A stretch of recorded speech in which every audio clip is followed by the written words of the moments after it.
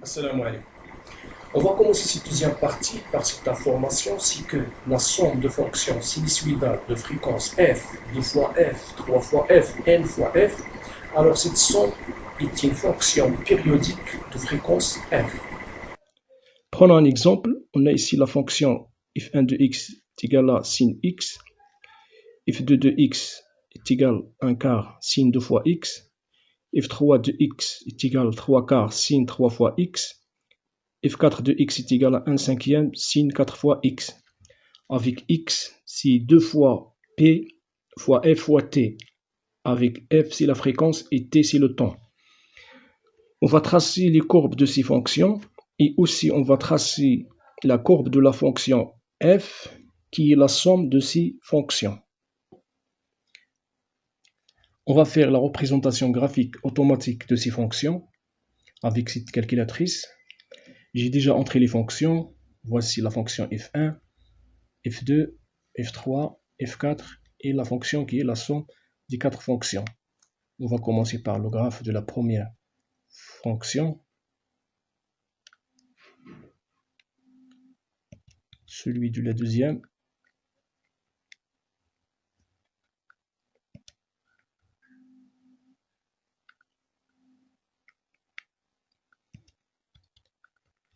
la troisième,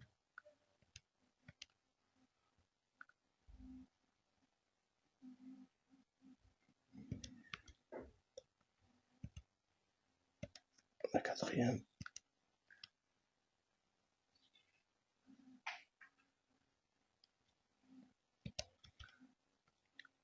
et la fonction qui est la somme.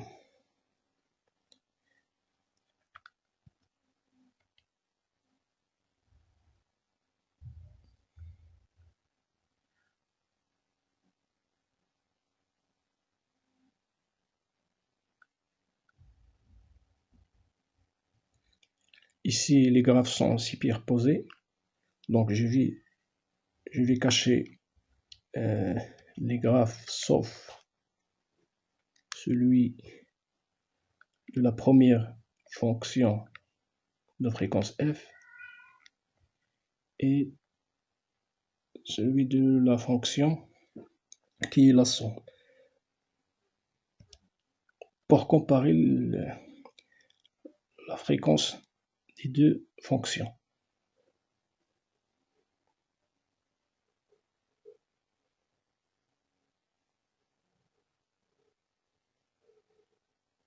Alors on voit que les deux fonctions sont périodiques et ils ont la même période.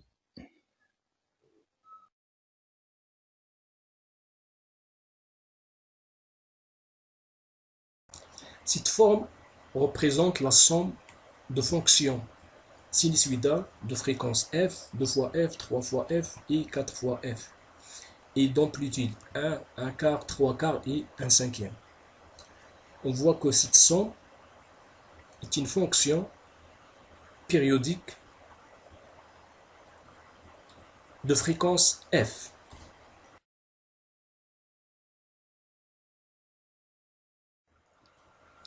Alors, un son musical peut se décomposer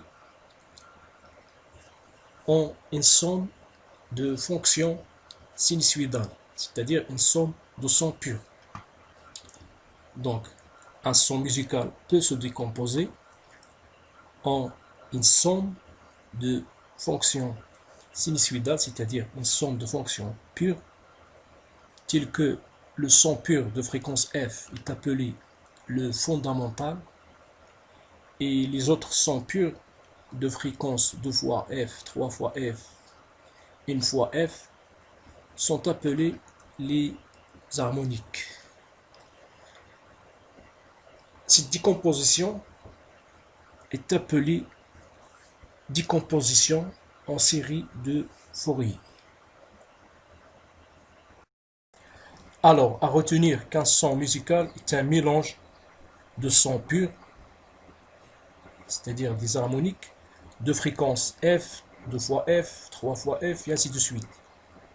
Ici, c'est l'harmonique de rang 1, ici, c'est l'harmonique de rang 2, ici, c'est l'harmonique de rang 3. Toujours dans le cadre de l'analyse d'un son musical, on va se concentrer maintenant sur l'amplitude de divers harmoniques, c'est-à-dire l'amplitude en fonction de la fréquence. Alors le diagramme représentant en abscisse la fréquence et en ordonnée les amplitudes de chaque harmonique d'un son musical est appelé représentation fréquentielle au spectre. Voici les spectres du son émis par un piano et une flûte jouant la même note. Ici, c'est l'harmonique de fréquence F. Ici, deux fois l'harmonique de fréquence 2 fois F, 3 fois F, 4 fois F. La même chose ici, c'est F, 2 fois F, 3 fois F, 4 fois F. Donc, ce sont les harmoniques.